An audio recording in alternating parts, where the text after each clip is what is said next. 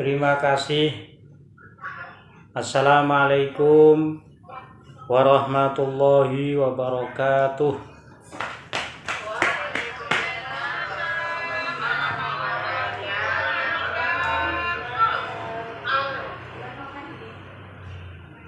Alhamdulillahirabbil alamin. Wal 'aqibatu lil muttaqin wa la udwana illa 'alal zalimin. Allahumma shalli wa sallim wa barik ala sayyidina Muhammad wa ala alihi wa ashabihi ajma'in. Qul ja'al haqq wa zahaqal batil innal batila kana zahuqa. Bismillahirrahmanirrahim. Qala mu'allif rahimahullah wa man'ul ajiri ujratahu wa man'ul mutarri ma yasudduhu wa adamu inqadhi ghariqin mi ghairi udhrin fihima wa kitabatu ma yahrumu an-nutqu bihi. Di antara maksiat-maksiat perbuatan tangan yang menyebabkan perbuatan lisan yang menyebabkan dosa, yaitu mencegah atau istilahnya tidak memberikan upah. Ini maksiatnya kedua tangan. Tidak memberikan upah orang yang kita kerjakan. Waman ul ajiri ujrotahu. Hak kita sebagai orang yang mengerjakan, mestinya itu kan memberikan upah kepada orang yang bekerja.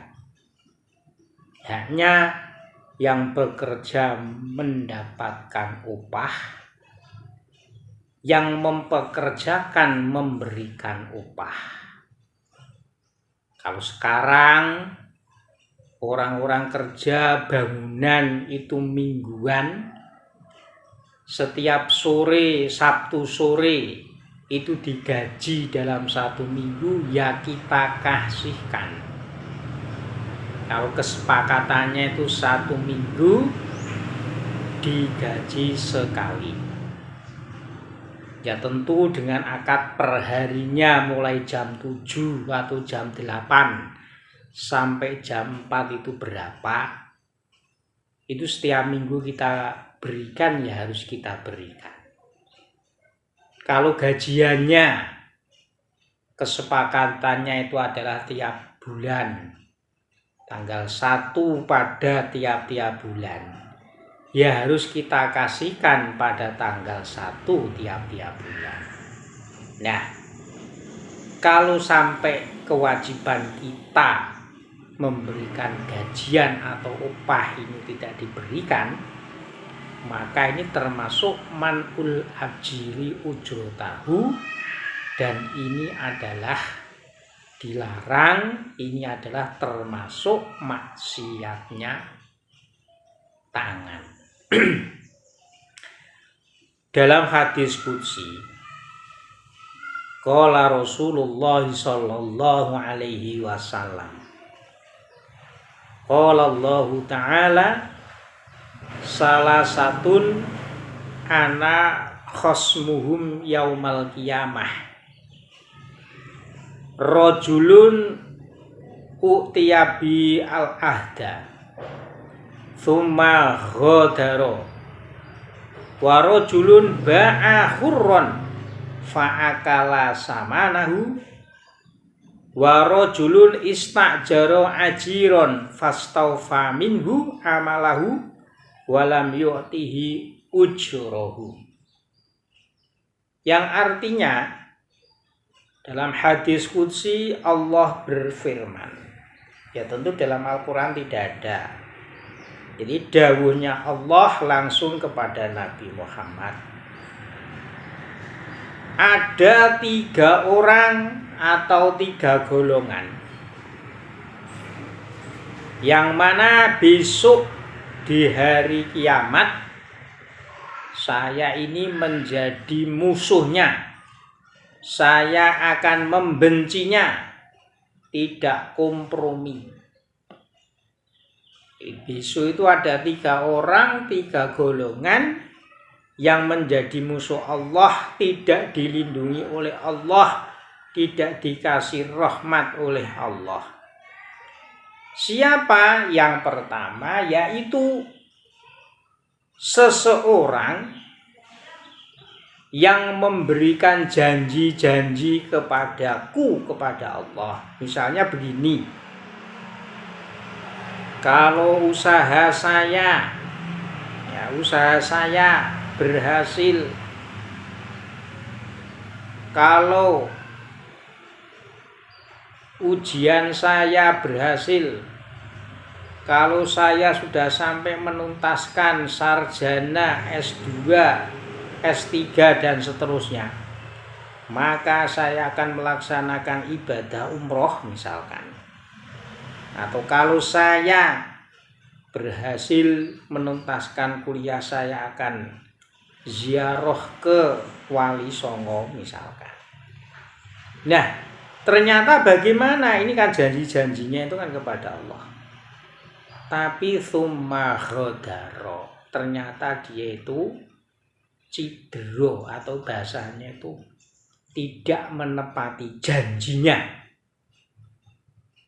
Nah, ini besok di hari kiamat tidak dilindungi oleh Allah Subhanahu wa Ta'ala. Dalam arti Allah memusuhinya. Ana khasimuhum. Yang nomor 2, rajulun ba'akhurron.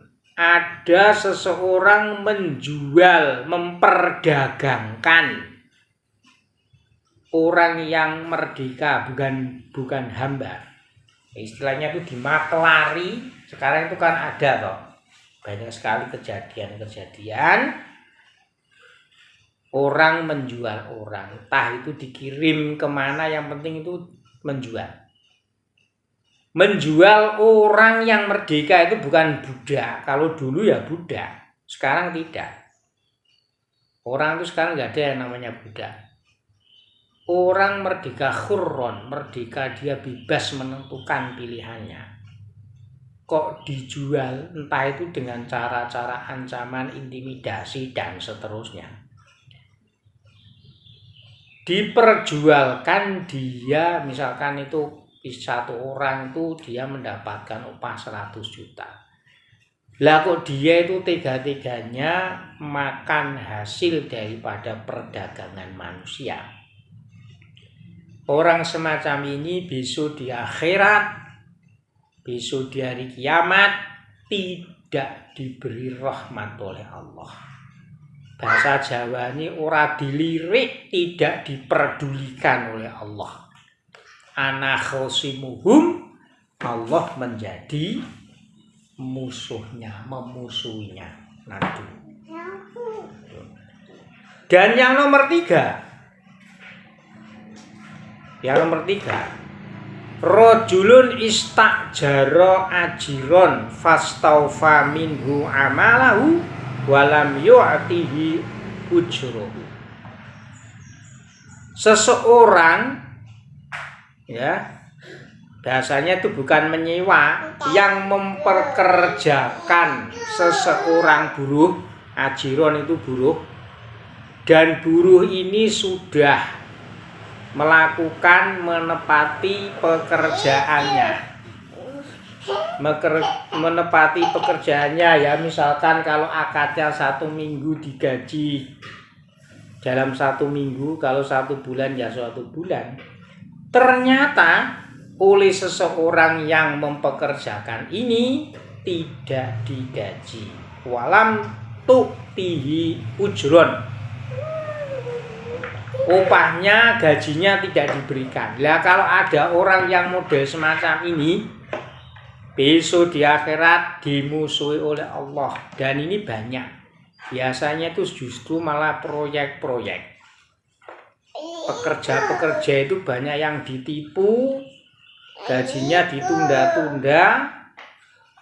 Makanya kalau orang terbiasa ikut proyek itu malah enak apa iki jenenge? Enak ikut bekerja di desa-desa. Bu, iki sudah Bu. Bu.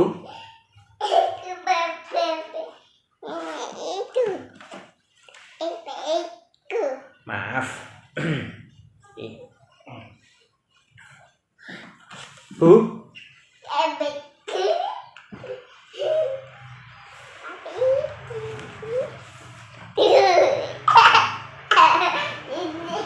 Maaf terganggu ini anaknya. Aduh.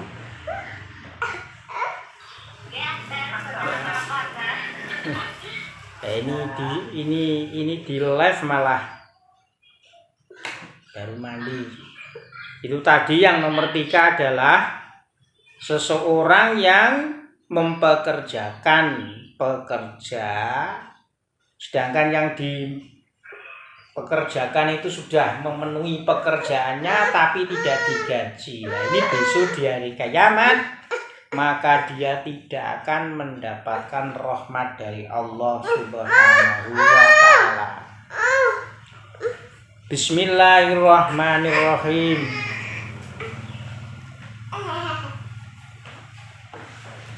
Wa man ul mubtari ma yasudduhu. Yang berikutnya termasuk maksiatnya tangan, dan perbuatan ini adalah perbuatan yang dosa, yaitu tidak memberikan peluang, tidak memberikan bantuan kepada orang yang terpaksa. Mayasudduhu, contohnya begini. Ada orang yang sangat melarat, sangat miskin sekali. Padahal pada hari itu dia hanya butuh sepiring nasi dan lauk pauknya agar supaya nyawanya itu tertolong, dalam arti nyawanya itu tidak melayang, masih tetap hidup.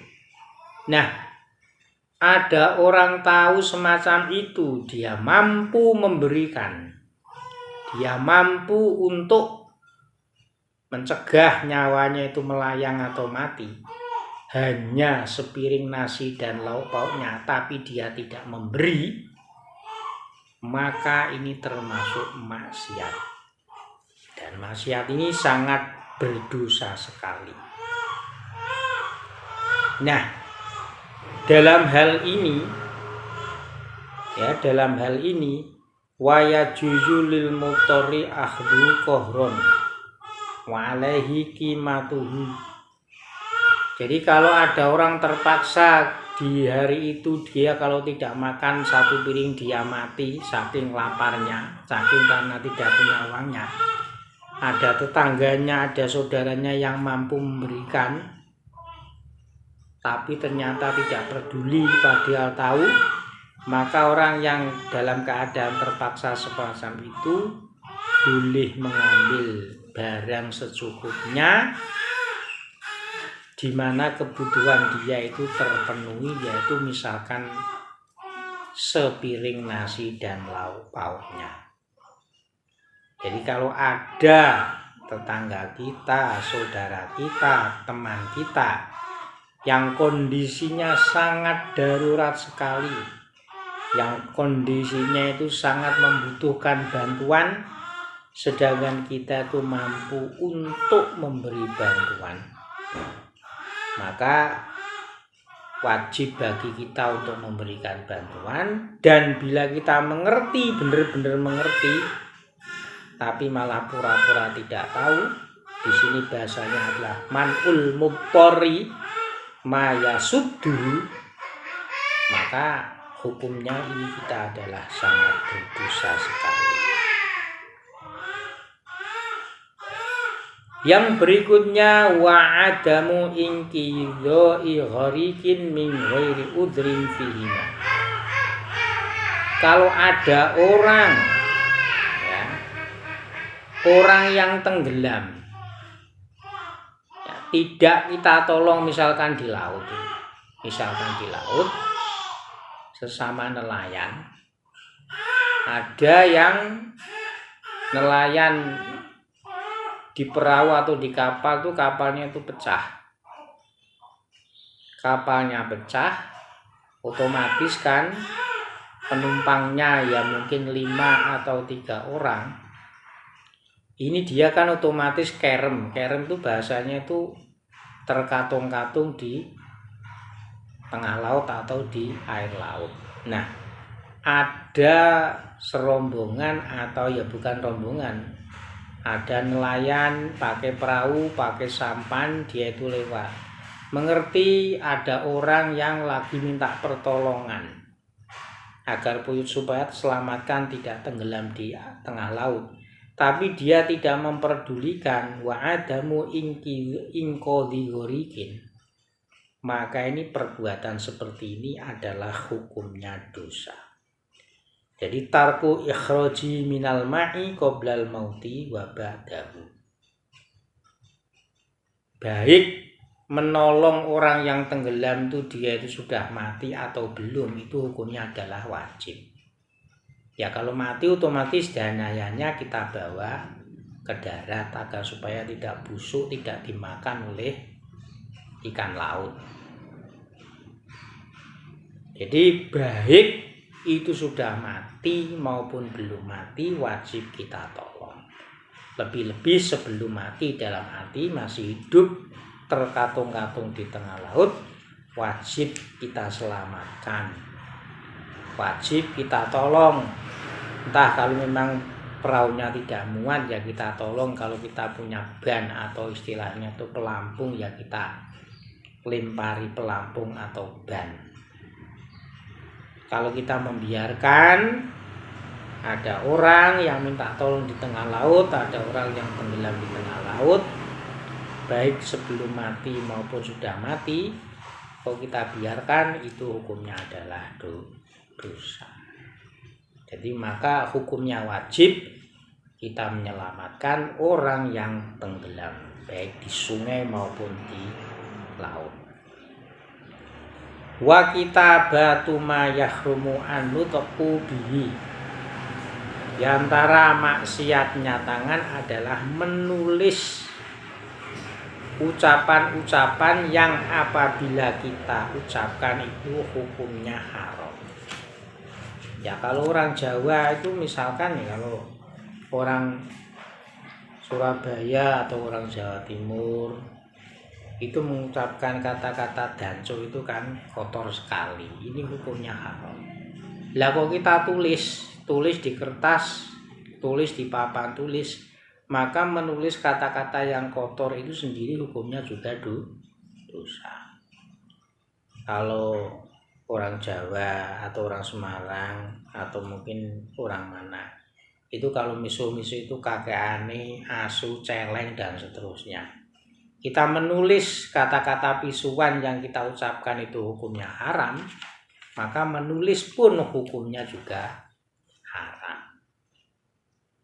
Misalkan apalagi ini tulisan ya, misalkan kata-kata kotor apalagi yang bila mana kita ucapkan ini hukumnya haram, mengumpat ya, miso-miso dan lain sebagainya, pisuan-pisuan atau umpatan-umpatan yang bila kita ucapkan, kita lontarkan itu hukumnya haram, maka kita menulis pun itu hukumnya juga haram. Li'annal kolama ahadul lisanaini lil insana. Li'annal kitabata bihi tadullu ala ibaratil lisani. Mengapa demikian? Karena tulisan ini adalah apa itu namanya? Tulisan ini adalah merupakan salah satu daripada 2 ucapan bagi manusia. Karena tulisan itu menunjukkan apa yang tersirat dalam lisan.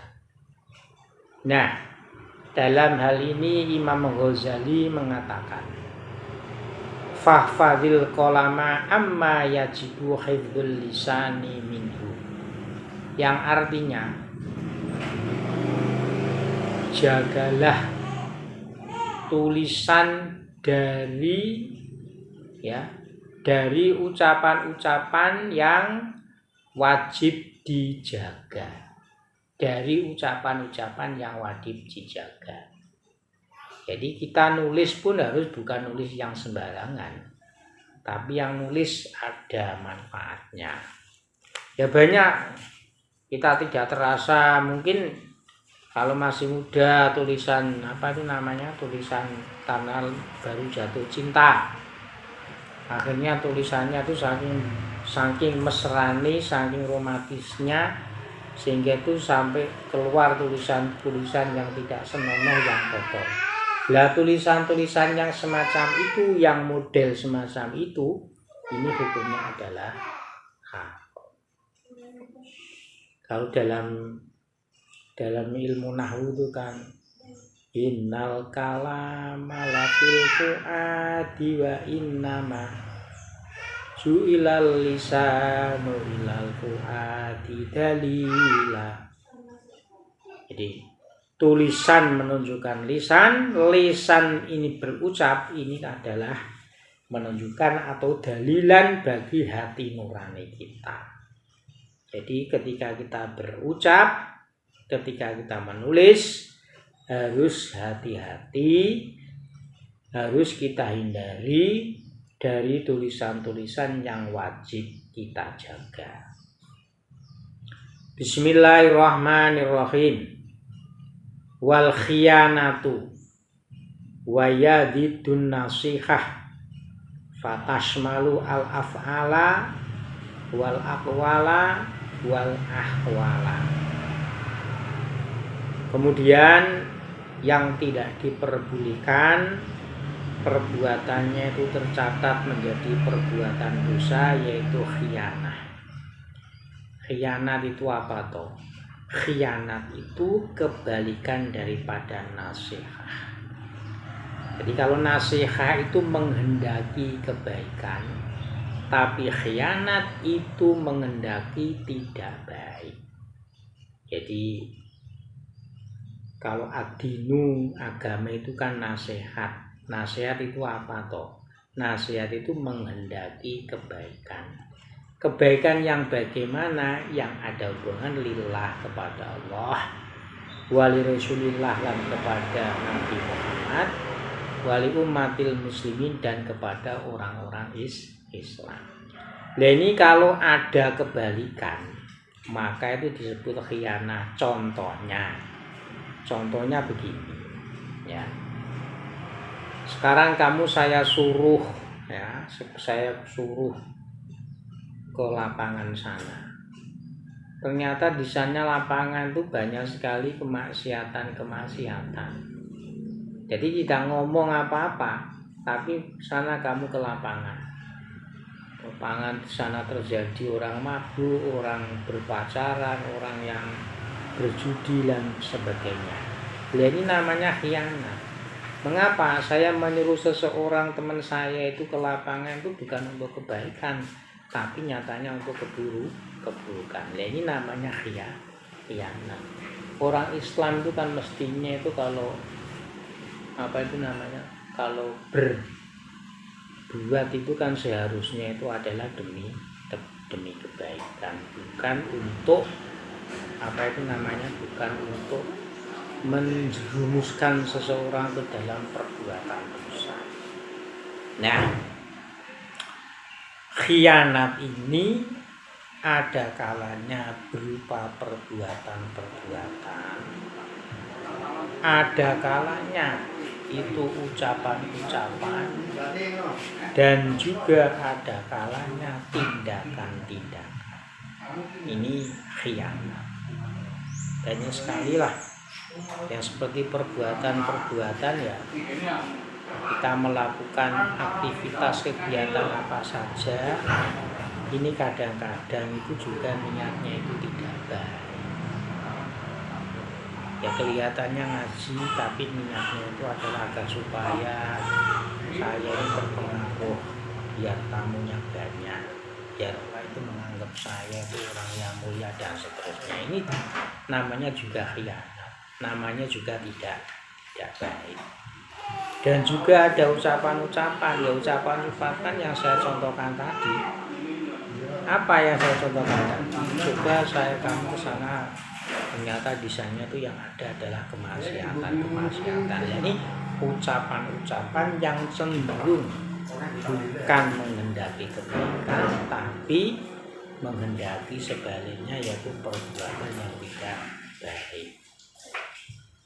Kemudian yang berikutnya wal ahwalu, dan ada tindakan-tindakan yang berupa perbuatan-perbuatan.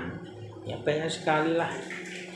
Misalkan kita itu menyuruh seseorang mencuri, menyuruh seseorang menggosok, menyuruh seseorang itu berkhianat dan lain sebagainya.